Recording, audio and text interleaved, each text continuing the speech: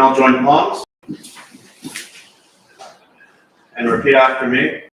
I take refuge in the Buddha. I take refuge in the Buddha. I take refuge in the Dharma. I take refuge in the Dharma.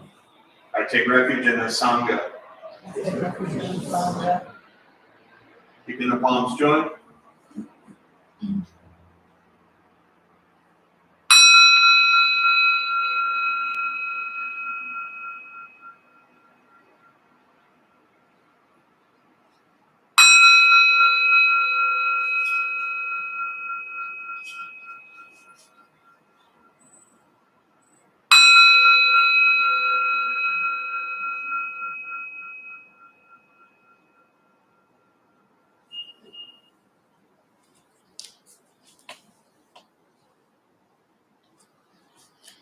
Put the palms down.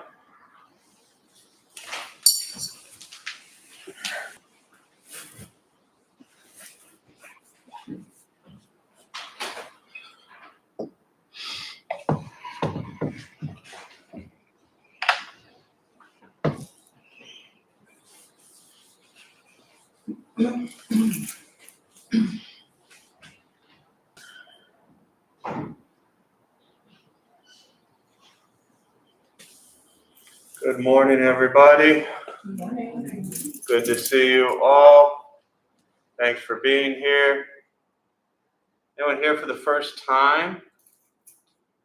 Those of you who are new, what brings you here? Anybody? Wanting to be more present in the moment and they have a little bit less fewer thoughts in my mind. Good luck with that one. But I'm glad. A long-term goal. Hey, there you go. That'll make it much easier, as long as you weren't expecting that to happen in the next hour. It's a lot of pressure put on me, you know. What else? Hands.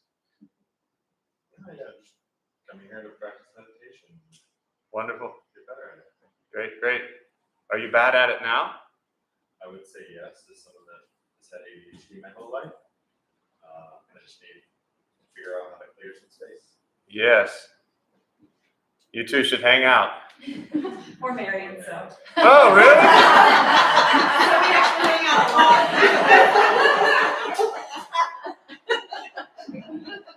That was perfect. Yeah. My husband and my mom, so. I've done this a long time, and that worked out really well. Well, that also addressed why you weren't. I was going to comment then on how you were sitting distanced, but now you got the family thing going on, so now it makes more sense. But well, you two will have plenty of time to practice together, and mom got brought along as well. Definitely. Did they bribe you, or did you come on your own? Yeah.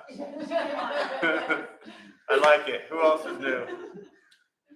Just to practice in community. To practice in community? Beautiful. Welcome. What else? It's tough to follow that. Kind of tough.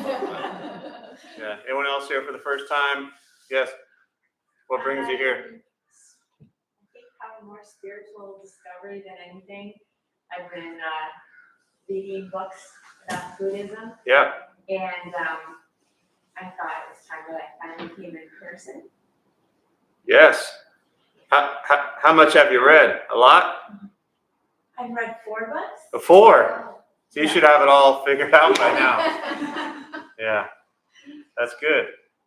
From what you've read, what's your name? Amy. Amy, sorry to put you on the spot so much, but I'm pretty much good at that. From what you've read, what stands out to you the most? I've been in and out of the religion that I grew up in my life, and I always felt like I was being a hypocrite because I didn't believe the things that were said, and Sure. I had an internal belief set.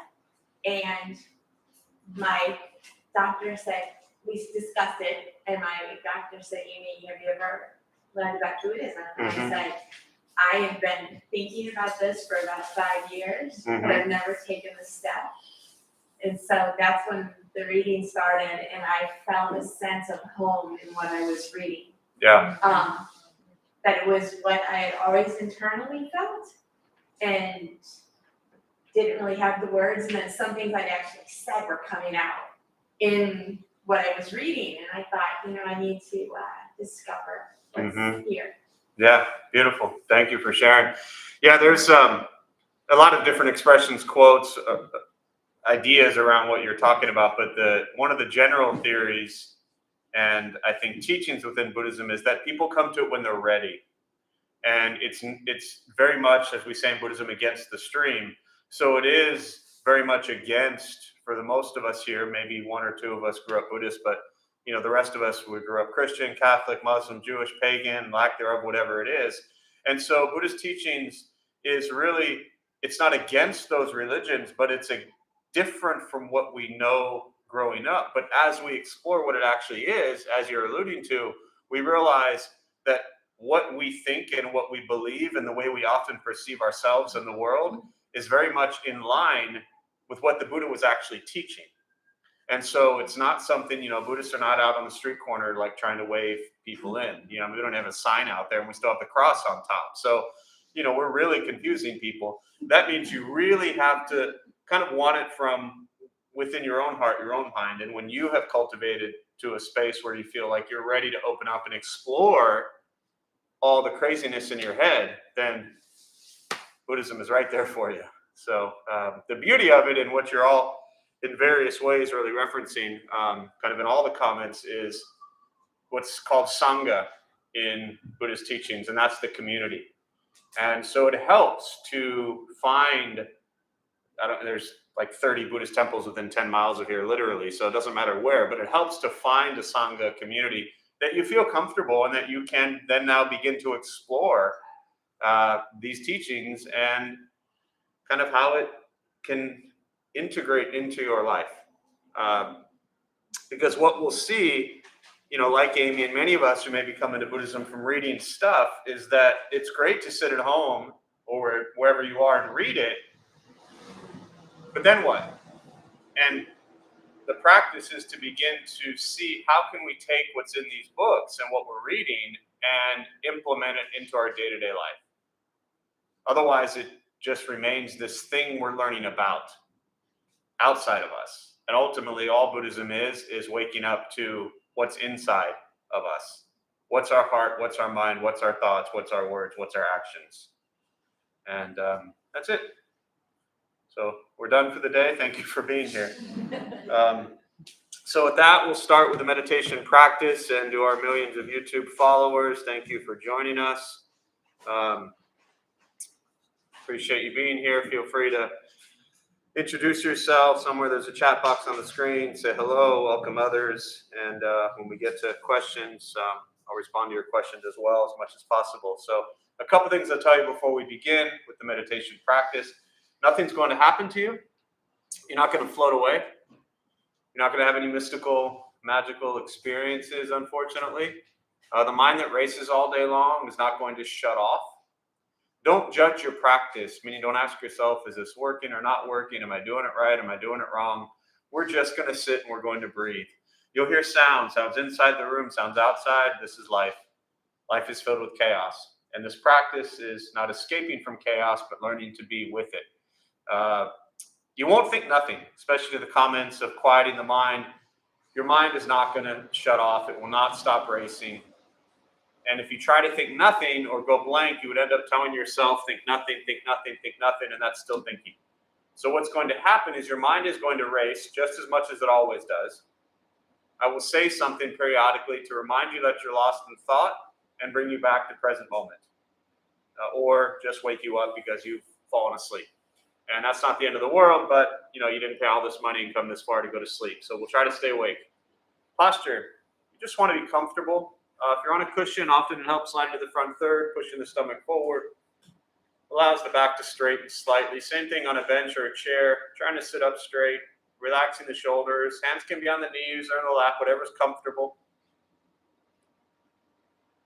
I will guide us as we begin.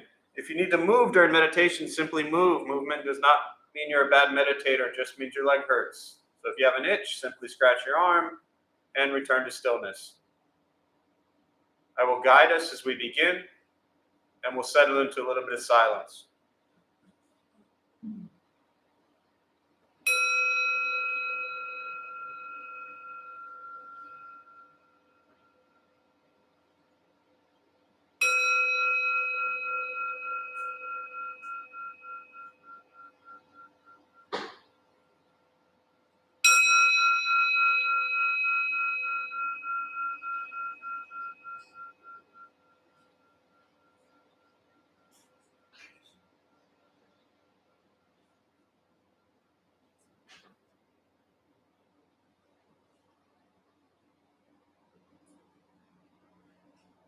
And starting with the eyes closed if comfortable, or slightly open.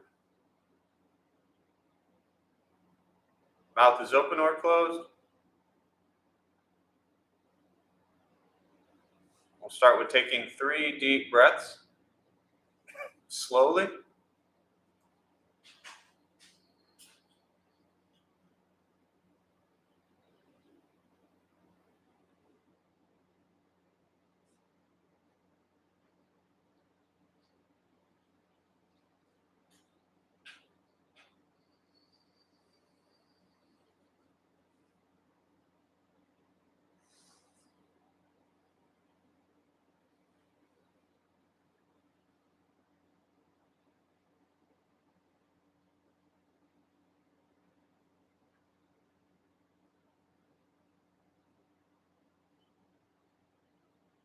And eventually, settle into a natural rhythm of the breath.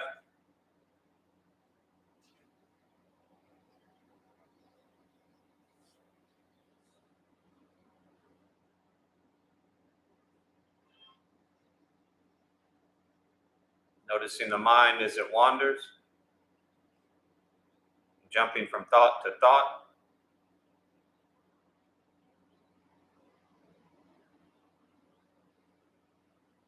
We'll start with gently guiding the attention, focus, to the stomach or chest.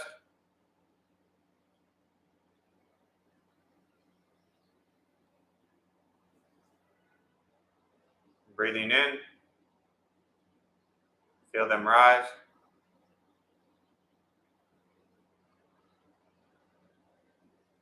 Breathing out, they fall.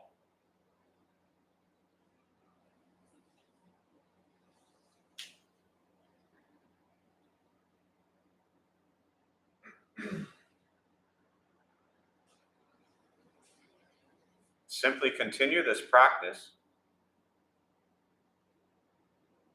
observing sensation of breath.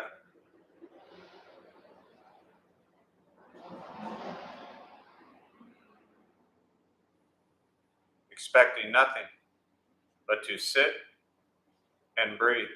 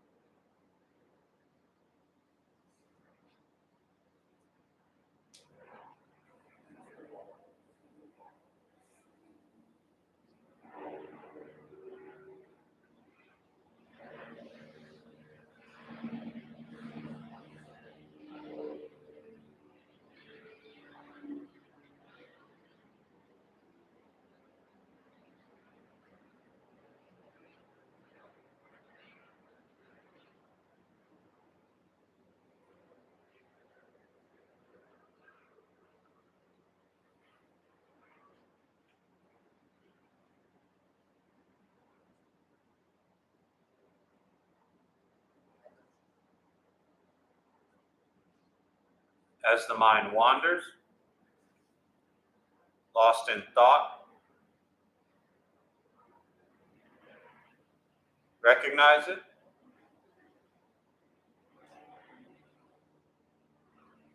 Release that thought.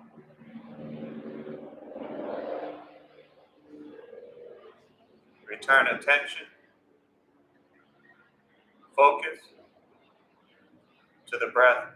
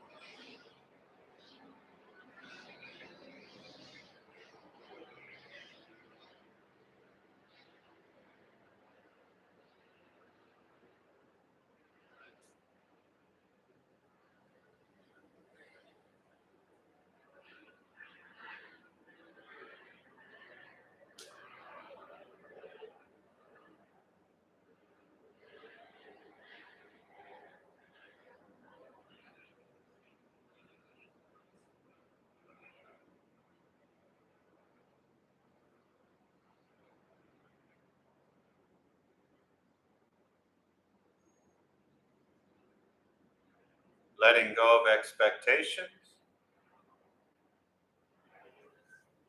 Letting go of judgments of the practice.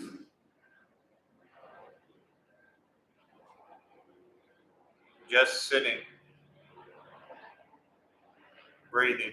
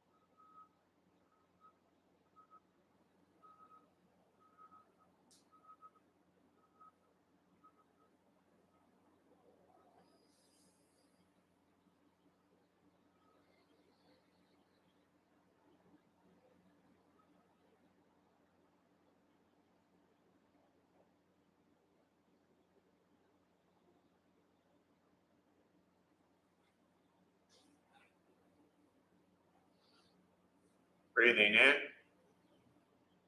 Follow breath in.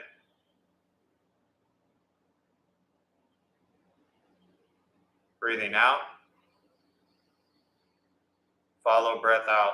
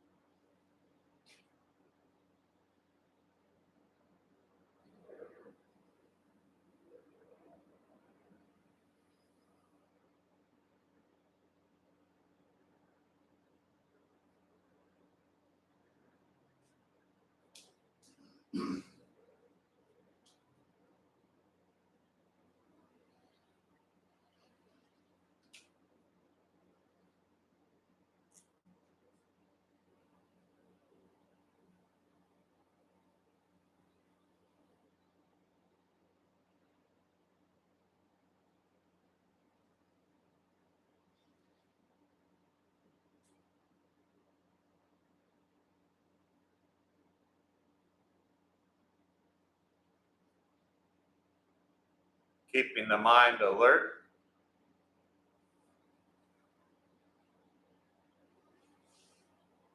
Aware of each sound.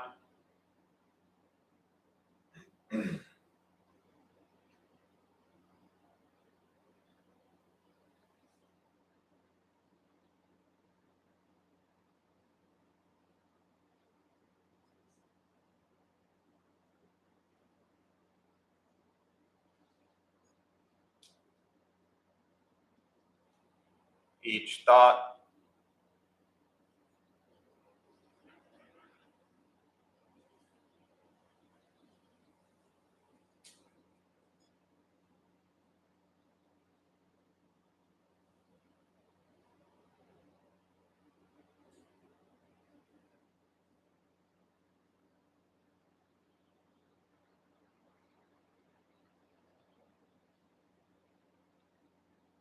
Each physical sensation.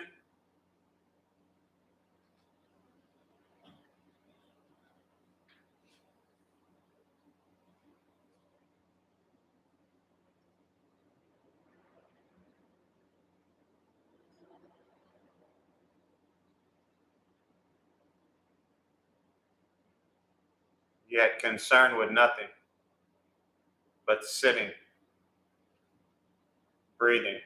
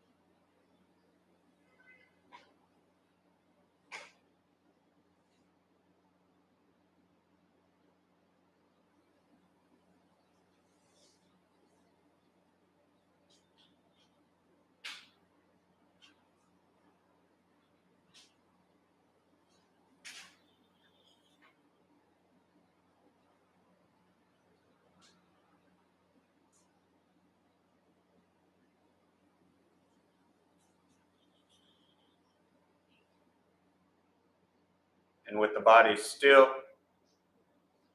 rested,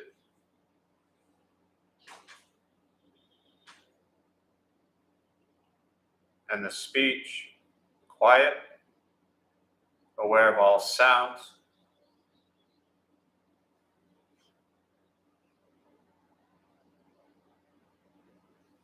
and the mind learning to settle.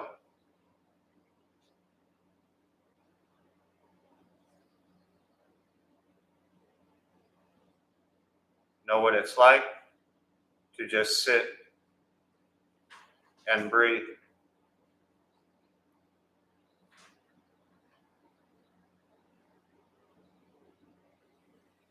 Knowing with each breath,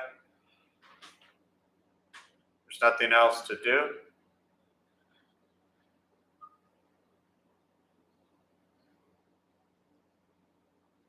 Nowhere else to go.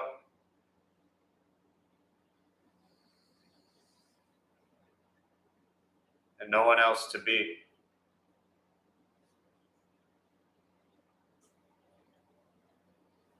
Everything beautiful, exactly as it is. Sitting, breathing.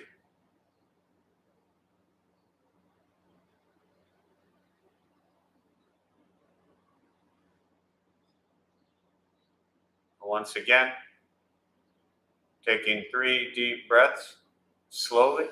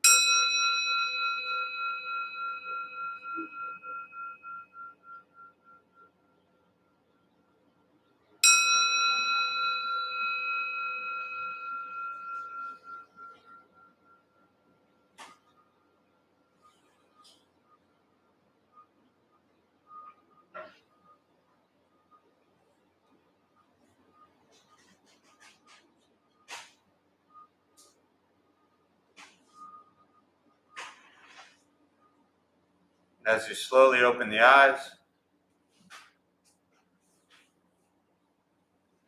slowly beginning to move.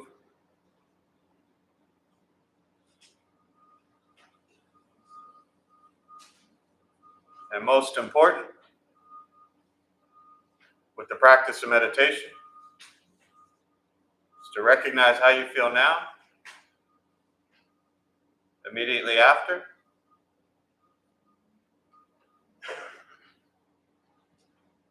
compare this to how you typically feel throughout your day. Recognize the difference, if there is one. Ask yourselves how you prefer to feel every day for the rest of your life.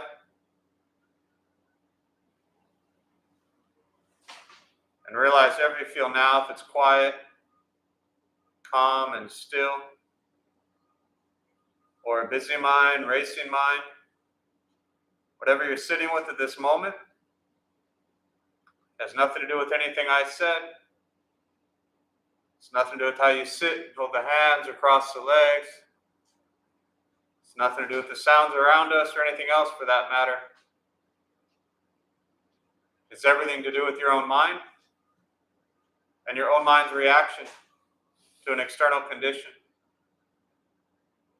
This is what the Buddha called pratitya samuppada, means dependent origination. This is the basis of the Buddha's awakening. The word Buddha simply means awakened. He was a human being, no different than any one of us, who began to understand why he suffered, why he got angry, sad, depressed, stressed, anxious. He began to understand the causal relationship of all phenomena.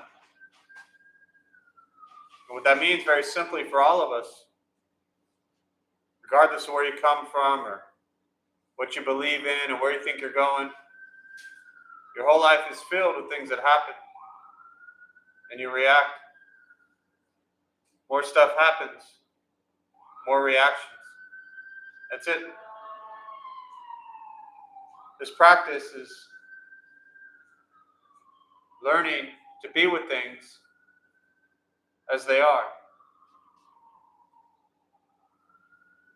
Often people think this is an escape, but it's direct perception into the present moment.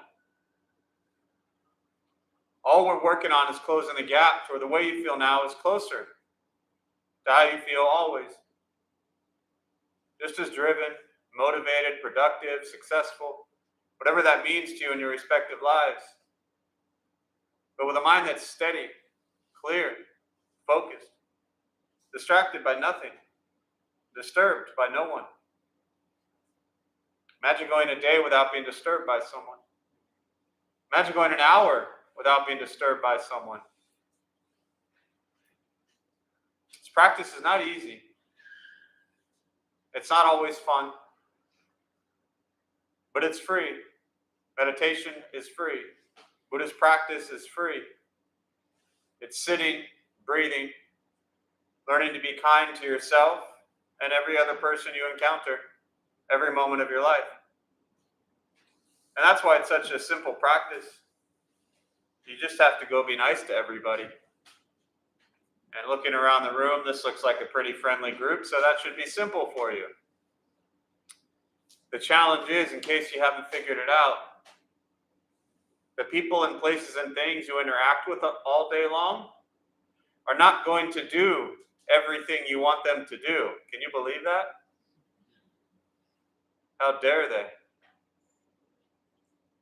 In fact, I let the people around us know at about 11:10 we're going to start meditation. So if they could just make a lot of noise outside, that would be wonderful. I always love when things like this happen, because this is reality, right? Very often we think that we're going to go to our peaceful place and find that peaceful little escape, because we're afraid to be with things as they are. We're afraid to be with our own mind, our own thoughts, our own hearts. And so we constantly seek and crave and desire, and the Buddha said this is the root cause of our suffering. We seek and crave and desire things to be different from how they are. And for those who are new, that doesn't mean you just sit back and see all the things going on in the world that are incredibly cruel and do nothing. Engage in the world. Engage with people. Stand up and speak up for what you believe in, social justice issues, everything that you see and believe should change. But do it coming from a place of love and compassion and kindness, not from a place of anger, hatred, and rage. In the Zen practice, very specifically, the teaching is to what's called guard the senses. Our entire life is driven by our senses. Eyes, ears, nose, tongue, body, and mind. This is every moment of our entire life. Sight, sound, smell, taste, touch, thought. What we see, what we hear, what we taste, what we touch, all of that is our every moment, our present reality. And using just this example of the sounds outside, our sense organs, our ears, if we have the ability to hear, hears a sound. There's a very few teachings actually on video of Suzuki Roshi, Shunryu Suzuki, who built San Francisco Zen Center. And one of them, if you YouTube Suzuki Roshi, noise versus sound, it's such a beautiful talk. But there's, and this is from, I think, like the 60s, I believe, that he gave that talk, 50, 60, somewhere there. And the ear hears sounds. But that sound has no meaning at all. It is just a sound. But then what happens immediately is we recognize that sound, and our mind, our thoughts, our perceptions label it and judge it and give it meaning. And if that label and judgment and meaning doesn't align with what we want, we don't like it. Now, you can probably figure this out, but this is about a lot more than just a sound. What I'm explaining here is what you do every single moment of your life with every sense. Constantly. Now, if all of a sudden we sat down to start meditation and like pretty little birds started chirping, still a sound. But that might what? Align with what you think meditation is about. And therefore, check, I like this. You might hear a stream of water running. And that might align with your idea of meditation. So your mind does this little check. I like it. We're good. Unless you have to pee, then the running water really doesn't work so well. But our entire day is that. But most people don't sit down and think, okay, as soon as I start my meditation, I want to hear a bunch of work trucks. That doesn't align with what your story of meditation is. And therefore, I want quiet. Where does noise actually exist? In your mind.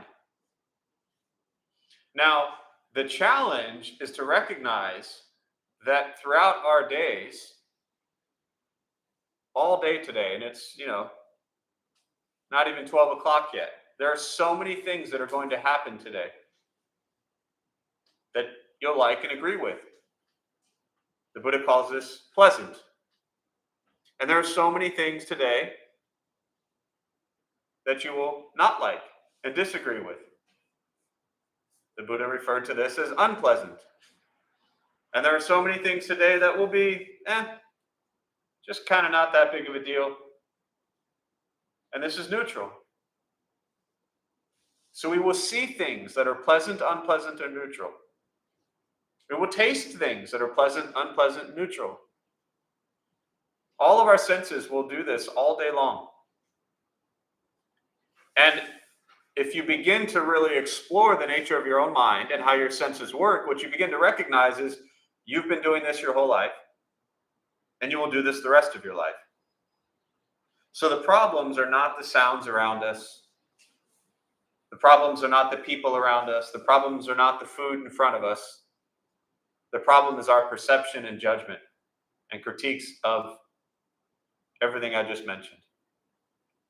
Again, coming back to learning to be with things as they are.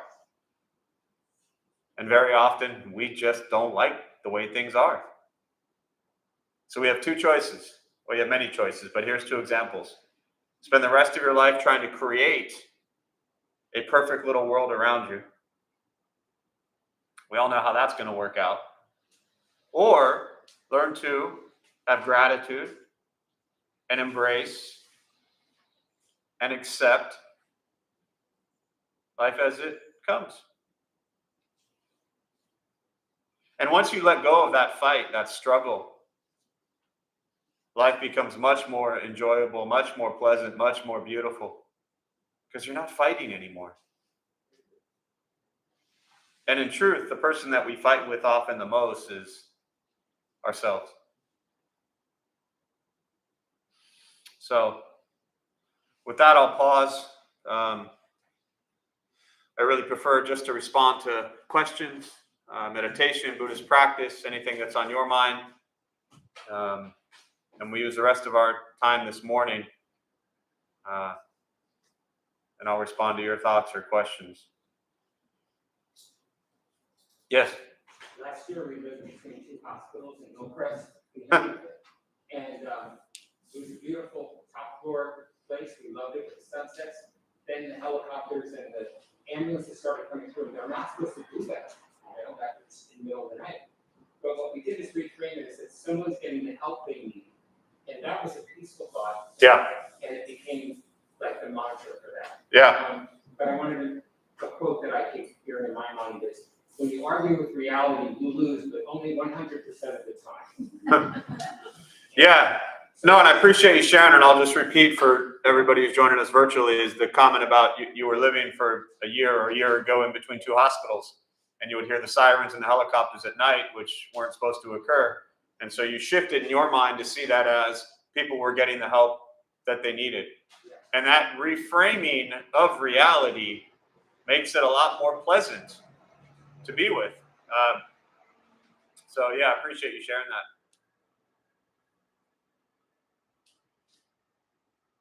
All the conflicts we have throughout our day is that scenario.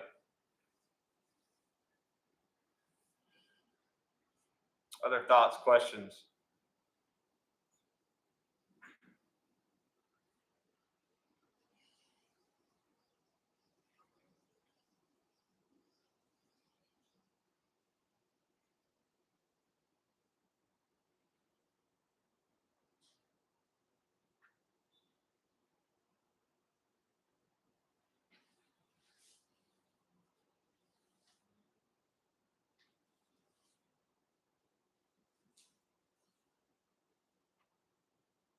I've asked you before,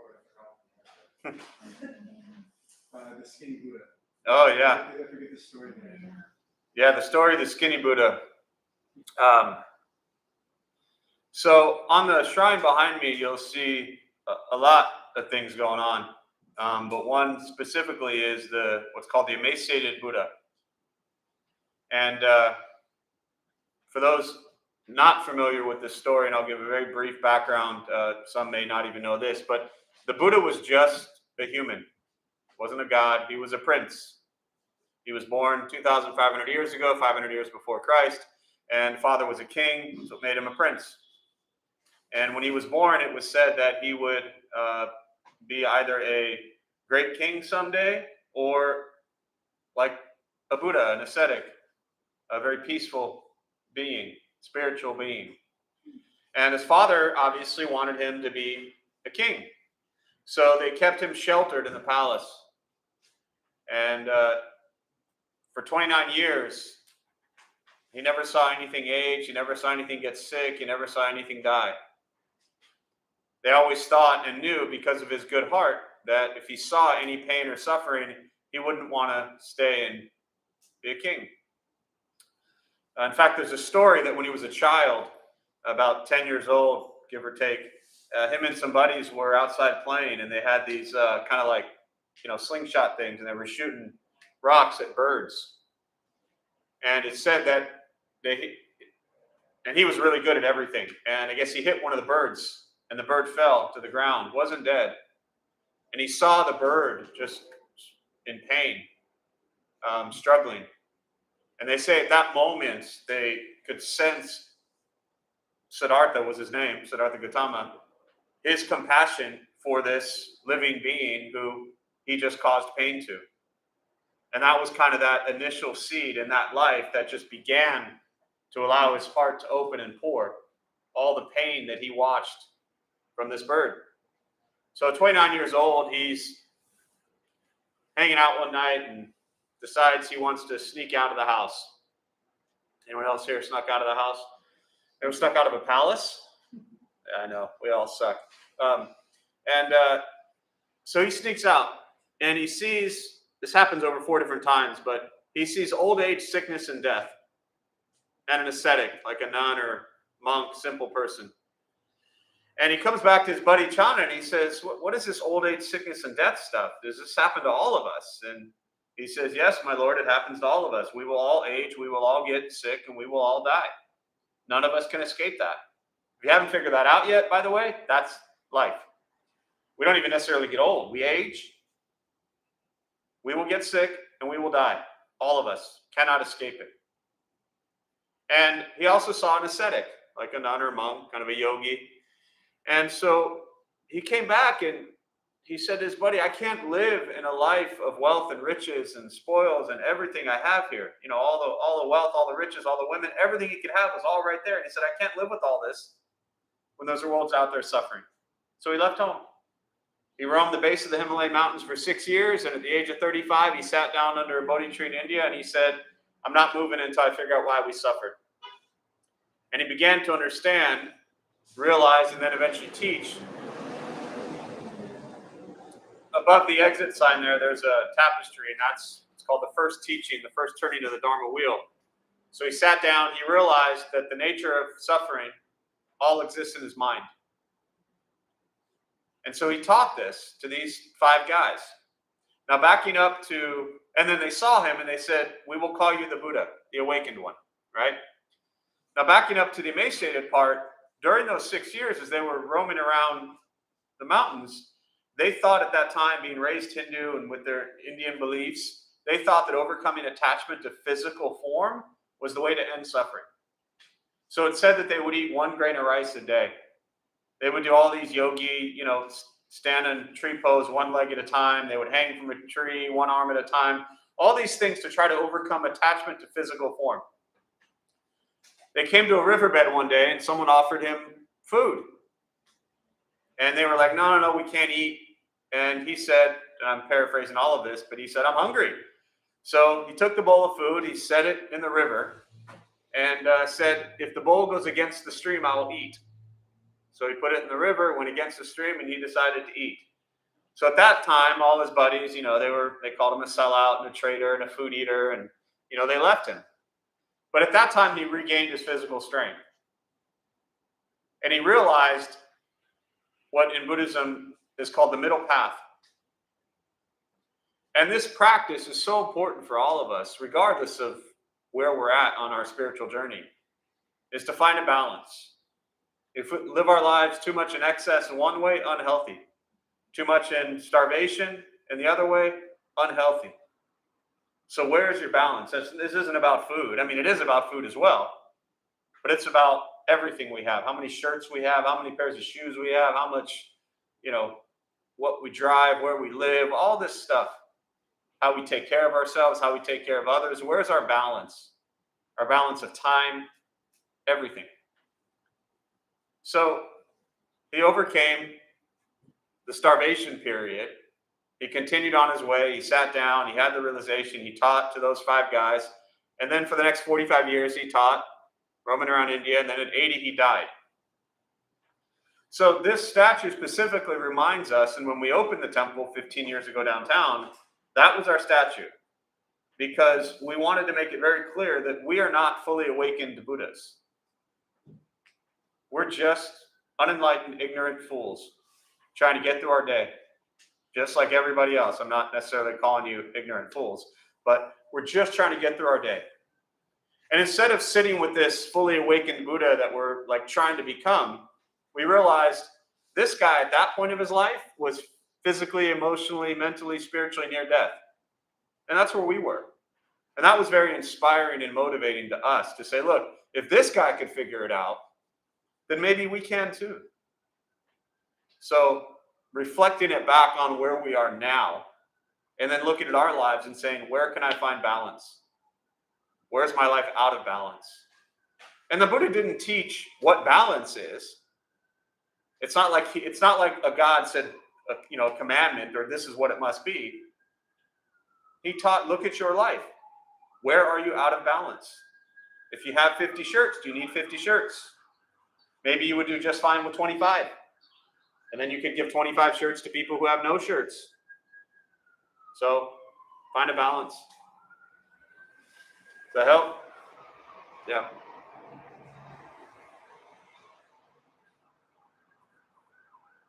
Other thoughts, questions?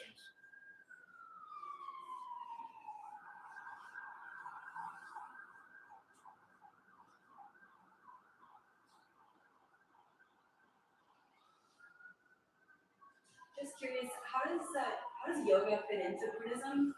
And I do yoga once a week. I'm trying to meditate. Like, I guess is that part of like a whole practice, or how does it? I guess does it become rooted from Buddhism?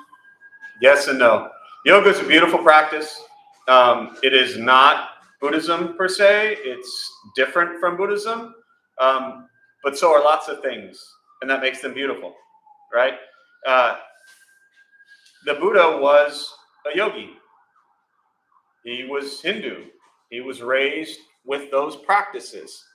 Yoga was taught initially as a primer for seated meditation.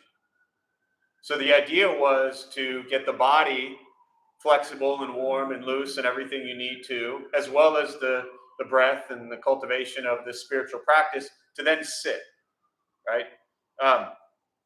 So it can be used with Buddhist practice, it can be used with meditation, but it is not specifically Buddhism, even though a lot of the teachings, right? I'm not a yogi, I've done it and all that kind of stuff, but so I'm vaguely familiar with enough of the teachings in yoga to know that there's a lot of similarities.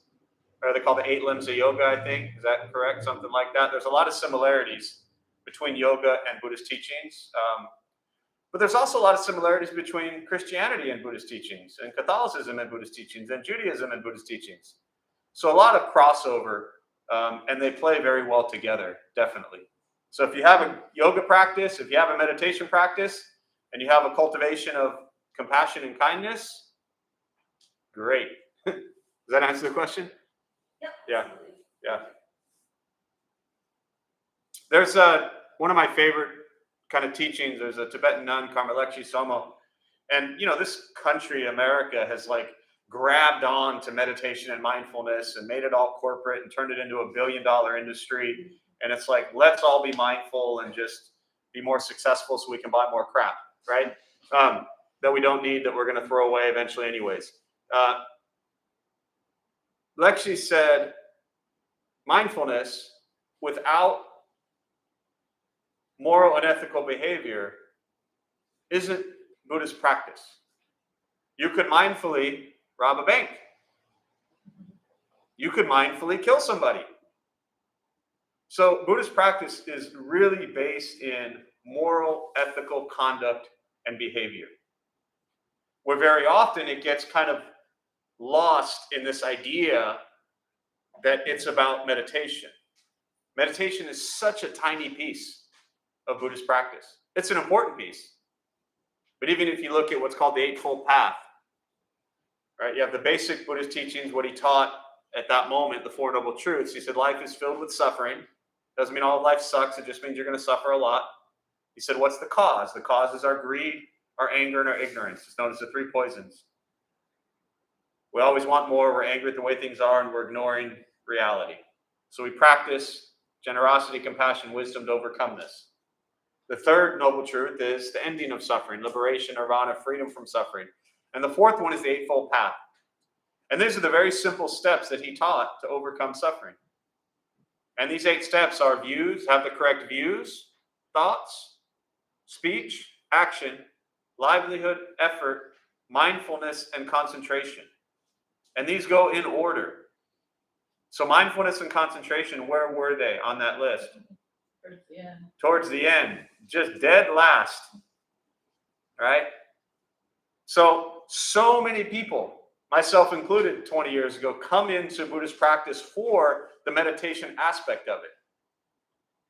But as someone told me 20 years ago, an angry person who meditates, just an angry meditator. So you have to kind of dig up the root of like, okay, we want to meditate, but where's this anger? We want to meditate, but why is there this sadness? We want to meditate, but why is this depression there? So it really is digging up our own thoughts. And that's so fun.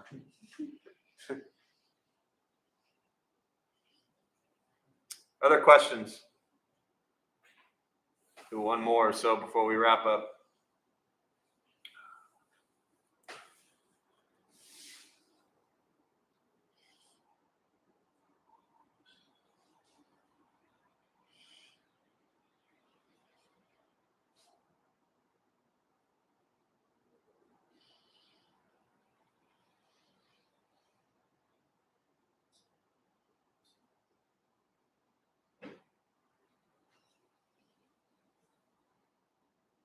I've been curious about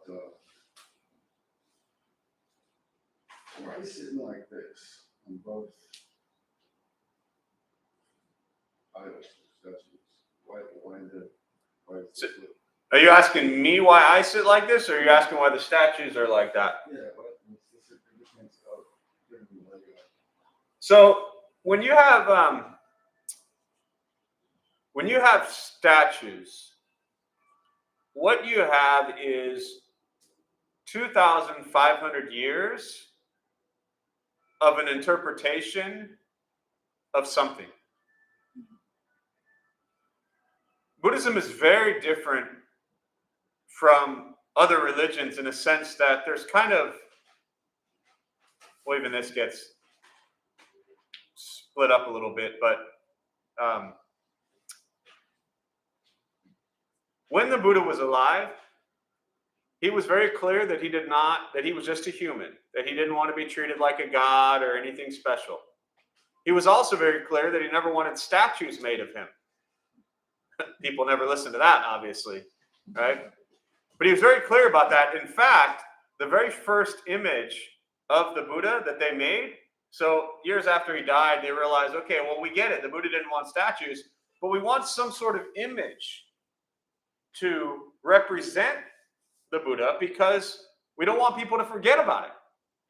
So the very first image ever made was the footprints to show that the Buddha's teachings, like walking, that they will travel, right? That was the very first image ever made. Now, fast forward many years, centuries, this is 500 years BC, before Christ. Then you get first couple hundred years, Thailand, Laos, Vietnam, Cambodia, you get Southeast Asia, and you have the beginning of Buddhist statues and images are made. Then you go to China, Japan, Korea, 500-600 years later, around the turn of the century, and you have more statues being made as Buddhism spreads up there, interpreted by their culture. Then you have Buddhism 1,000 years after he died that goes into Tibet, and you have Tibetans in all of their fun, colorful, magical ways, making statues of Buddhas and Bodhisattvas and all kinds of Buddhist images, right? So there is no how we're used to say a Bible or Torah or something like that, telling you what it's like. With iconography and stuff like that with Buddhism, it doesn't really exist because the Buddha didn't say this is how I want you to depict me 1,000 years from now, right? Nobody listened. Everybody made all these images of him. And so the images have just changed over the years. Now, there are some specific, what's called mudras, more so hand gestures than anything, that do have specific meanings. And they typically come from a time on the Buddha's journey. So, for example, very often when you see the Buddha sitting in just like a meditative posture, right? It's called jhana. This is the meditative posture, where his hands are in his lap. He's like this, his hands are here. And this allows everything to flow, apparently. So this is meditative jhana mudra.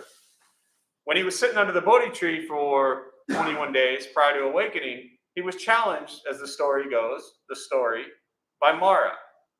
Mara is his mind, but in the story, it's like a monster, which also is often like our mind, right? So during the story, Mara begins to shoot arrows at Siddhartha. And so he goes from jhana, sitting here in meditation, puts his hand up like this, or sometimes you'll see it like this, but like this, to show the arrows that he is fearless. The arrows in the air, again, it's a story, turn to lotus petals and fall to the ground. Fearless. And then he returns to jhana. Another image you'll see is the Buddha began to rain hail, thunderstorm down on him. And a king cobra, it's called a naga, came up to him. You ever had a naga or king cobra attack you? Right? Have you, Kira? Oh, I thought you said yes. I could imagine. I was going to stop and hear your story. But so he starts, this cobra comes at him, and he just sits. And the cobra, I think we still have, but there was a statue downstairs of this. But the king cobra coils underneath him, and then with the 7 heads covers him to protect him. Right? And this shows us that what we're afraid of, if we just sit with it, could actually protect us. One of the great stories where you see on traditional Buddhas, you'll see all the little coils on the Buddha's head. Anyone know what those are? Snails. One of the story is that because he shaved his head after this long princely hair and he shaved his head, that when he was sitting outside in the sun, his head would burn. So snails, out of their compassion, came up and covered his entire head so his head wouldn't burn. Stories, folks. Okay? And so you have endless, and then one of the famous kind of mudras is at the end of this story of Mara gets, the other one is Mara dances his beautiful daughters in front of Siddhartha. And he just sits there. Doesn't even blink, doesn't even flinch, doesn't even move, right? And they turn to stone. And at that, then Mara says, nobody defeats me. Who bears witness to you defeating me? And he simply moves his hands from jhana to touching the earth to show the earth is his witness. The earth trembled and shook. Mara went away, and he became called the Buddha, the awakened one, right? So when you get into leg postures and things like that, for the most part, they're just decorative ways to display images. I wouldn't get too attached to them at all. Seated meditation, you'll see different cultures teach different ways, right? You have this coming from kind of the yogi tradition, the Hindu, Indian tradition. You have different ways to sit. You have Japanese Buddhists that often will sit in a different way, using a bench, seiza, with like their knees up. You know what happens when we get older and not so flexible? What do we need? No, not even cushions. Come on, Bridget. What else do you need beside the? Well, yes, as she plays with the cushion under her feet. Besides the cushion, what else do you need? A chair. And you know what? One of the biggest hangups for a lot of people is when they either go from no longer being able to sit on a cushion into a chair, or they just start on a chair. And they often gaze down at the people on cushions and they're like, oh, I wish I could sit on a cushion, right? Not always. The reality is you could stand on your head in a corner. How you sit is not important. Where you sit is not important. Cushions, chairs, standing, sitting, walking, lying down, as the Buddha said. What are we here for? How we sit, or to train the mind? Train the mind. And that can be done in any position, any posture. So just some insight onto that. Yeah. All right, so with that, we'll close. We'll join palms.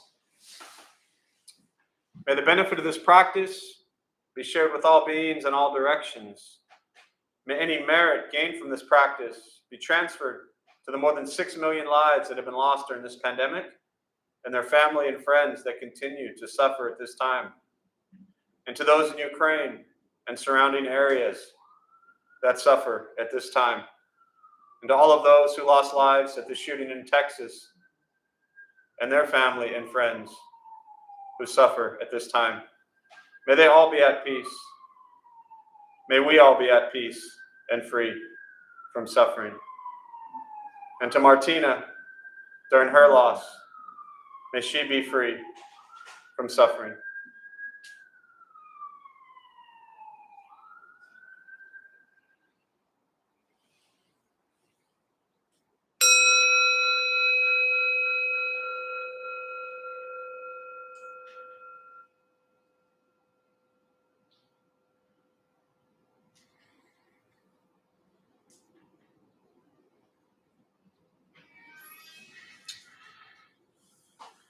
All right. right, a few quick announcements. Thank you all for being here. My name is Jeff. I'm a Dharma bum. We opened up this temple 15 years ago to introduce Buddhist practice to those who show up. Those of us who lead, we're not monks, we're not nuns, we're not gurus, we're not masters, we're not teachers, we're not looking for students. We're just practitioners.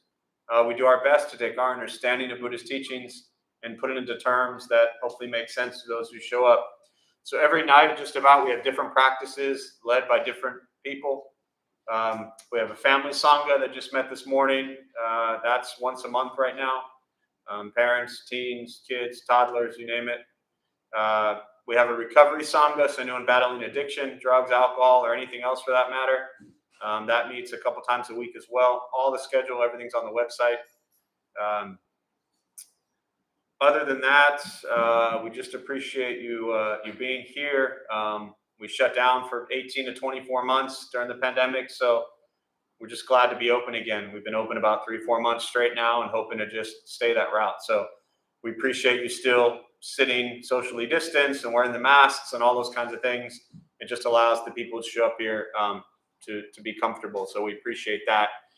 Buddha for You also was closed for 18 months. It's downstairs. It's open if you need anything. We have a group that I believe is staying after to help garden outside if you want to help. And also one thing that I really would like to see us get back to doing a better job of is we don't have a cleaning crew. Historically, traditionally, for 15 years, every Saturday after meditation, there's a whole, you don't have to do this today. This is not pressure, guilt, or anything like that. This is a simple announcement. In fact, usually when I say things like this, I don't want anyone to do anything. And then just come next time with the intention and possibility of some of you who come week in and week out, we don't have a cleaning crew. And there's 3 of us who run this place. And we see about 600-800 people a week through here. There's a list by the door. If anybody wants to spend 10 minutes, 20 minutes, whatever it is, and help wipe some stuff down or clean anything, the list is there. Travis is there. He can, kind of point you in the right direction. We also have a wedding here today at 3:30. So if anyone wanted to stick around, and the white wall that's outside there is dirty, the railing is a little bit dirty. If anyone wanted to stick around specifically and clean that, that would be appreciated. So it's kind of like the sirens and things like that. This whole practice is about doing things for others. And building community is about doing things so everybody who shows up feels safe and comfortable. So thank you all for being here. I wish you well, and we'll see you soon.